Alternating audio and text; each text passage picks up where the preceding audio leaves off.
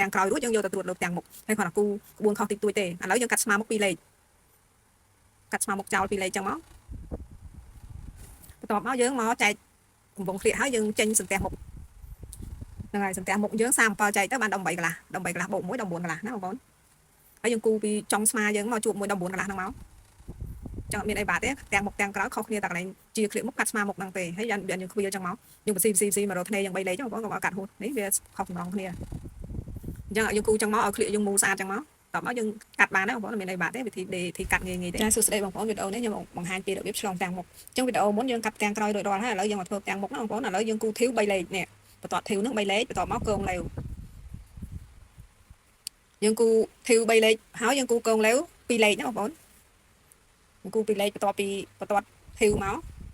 ចឹងអាវលេវមុខក៏ត្រូវមានកងលេវហើយនឹងធីវបត់ដាក់លេវណាបងប្អូនហ្នឹងហើយបន្ទាប់មកយើងយកទាំងក្រោយមកត្រួតពីលើបើយើងមានសម្រងដោះសម្រងរៀងយើងចម្លងតែនេះយើងអត់មានទេអាវរលុងយើងគ្រាន់តែត្រួតពីលើហើយយើងតោះទៅបានចាបងប្អូនហើយសម្រាប់បងប្អូនដែលគាត់មើលទាំងក្រោយគាត់មកបន្តទាំងមុខអញ្ចឹងយើងធ្លាក់មុខ2លេខមកយើងតបយើងខ្ទាស់រួចរាល់យើងធ្លាក់មុខ2លេខយើងគូពីទាំងក្រោយទៅចោះទៅ2លេខហើយយើងគូប្រឆិតពីចំហៀងមករកធ្លាក់មុខ2លេខណាបងប្អូនតបមករួចរាល់ហើយបងប្អូនអាចអានេះយើងគូធីវដូចថាវាដាច់អញ្ចឹងវាមិនដល់ផុតយើងគូផុតទៅហើយយើងកាត់មកបងប្អូនកាត់តាមទាំងក្រោយទាំងអស់អញ្ចឹងវិធីកាត់ងាយស្រួលហើយយើងចេញក្បាលពោះ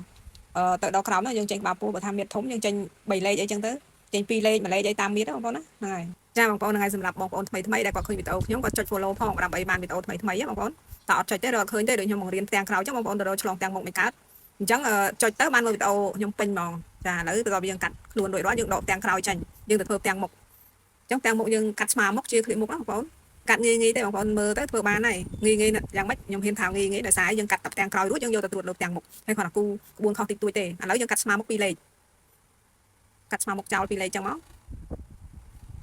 បន្ទាប់មកយើងមកចែកកំប៉ុងឃ្លៀកហើយយើងចេញសន្ទះមុខហ្នឹងហើយសន្ទះមុខយើង37ចែកទៅបាន18កន្លះបូក1 19កន្លះណាបងប្អូនហើយយើងគូពីចុងស្មាយើងមកជួបមួយ19កន្លះហ្នឹងមកចឹងអត់មានអីបាត់ទេទាំងមុខទាំងក្រោយខុសគ្នាតែកន្លែងជាឃ្លៀកមុខកាត់ស្មាមុខហ្នឹងទេហើយយើងខ្វៀលចឹងមកយើងបស៊ីមករកធ្នេយើង3លេខចឹងបងប្អូនកុំឲ្យកាត់ហួតនេះវាខុសតម្រង់គ្នាអញ្ចឹងយើងគូចឹងមកឲ្យឃ្លៀកយើងមូលស្អាតចឹងមកតោះមកយើងកាត់បានដែរបងប្អូនអត់មានអីបាត់ទេវិធីកាត់ងាយទេចាបងប្អូនហ្នឹងហើយឥឡូវយើងចាប់ផ្ដើមកាត់មកអញ្ចឹងបន្ទាប់ពីកាត់ស្មាមុខជាឃ្លៀកមុខរួចរាល់បានយើងទៅធ្វើកម្ដងណាបងប្អូនតែយើងធ្វើកមុនខុសហើយអញ្ចឹងយើងធ្វើកាត់ស្មាមុខជាឃ្លៀកមុខរួចរាល់បានយើងទៅរកកឥឡូវយើងចាប់ដើមមកធ្វើកមកចាបងប្អូនហើយយើងចេញ6លេខសិនមកជាដំបូងហ្នឹងហើយចេញ6លេខចុះ1លេខកន្លះហ្នឹងធ្នេបន្ទាប់មកបានយើងរកជំរឿកឥឡូវជំរឿកយើងដាក់ប្រមាណក៏បានស្អីបងប្អូនឆ្លាញ់ខ្ញុំនេះដាក់លេខ10លេខហ្នឹងបងប្អូនហ្នឹងហើយបន្ទាប់មកយើងគូតតឹងអញ្ចឹងមួយមកបានមកចេញតតឹងកឡើងវិញអញ្ចឹងទំហំកដែលយើងវាស់ភ្ញៀវយើងចង់បានអានេះខ្ញុំវាស់ស្មាសាកល្បងអញ្ចឹងចេញ8លេខទេបងប្អូនយើងចេញពីបន្ទាត់កងលេវទៅ8លេខអញ្ចឹងទំហំកមូលហ្នឹងវារៀងធំល្មមដែរវាមិនកាប់កពេកទេបងប្អូនណាហើយបន្ទាប់មកយើងគូដៃក៏បានយើងមានឈៀកប្រើអញ្ចឹងក៏ស្រួលដែរបងប្អូនណាយើងប្រើឈៀកទៅដើម្បីឲ្យការងារយើងវាលឿនអញ្ចឹងហើយបន្ទាប់យើងគូរួចរាល់យើងលួចកតិចទៅយើងនេះទៅដើម្បីកុំឲ្យកពេកយើងដេទៅវារីកយើងលួចតាមទីទេបងប្អូនកយើងក៏មូលរយៈដែរលួចបន្តិចហើយយើងគូឡើងវិញហើយចាំយើងកាត់មកហ្នឹងហើយវិធីងាយបងប្អូនមើលទៅធ្វើបានហើយមានអីបាត់ទេរួចរាល់ហើយអញ្ចឹងកអាវយើងរួចរាល់ហើយឥឡូវបន្ទាប់ពីយើងធ្វើករួចរាល់យើងទៅធ្វើទាំងក្រោយម្ដងអញ្ចឹងកមុខយើងរួចរាល់ហើយបងប្អូនចាឥឡូវកក្រោយយើងយកទាំងមុខមកវាស់យើងវាស់ចឹងមកហើយយើ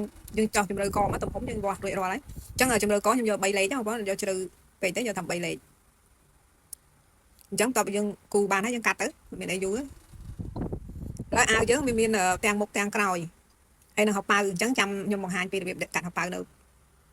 ៅចាបងប្អូនសម្រាប់ហៅប៉ៅយើងយកទំហំដេរួច16លេខណាបងប្អូនហើយជម្រៅដេរួច17ចឹងហៅប៉ៅប៉ះអញ្ចឹងទំហំប៉ុណ្ណឹងហើយរបៀបកាត់គឺកាត់តាមហ្នឹងបងប្អូនមើលទៅវិធីងាយទេអត់មានអីយូរទេបងប្អូនធ្វើប៉ុណ្ណឹងមកអញ្ចឹងវីដេអូបន្ទាប់ខ្ញុំនឹងបង្ហាញពីរបៀបកាត់ដៃអាវបងប្អូនដោយសារកុំឲ្យវីដេអូវែងពេកណាបងប្អូនអញ្ចឹងខ្ញុំបង្ហាញតែទាំងមុខហើយនឹងហៅប៉ៅទៅ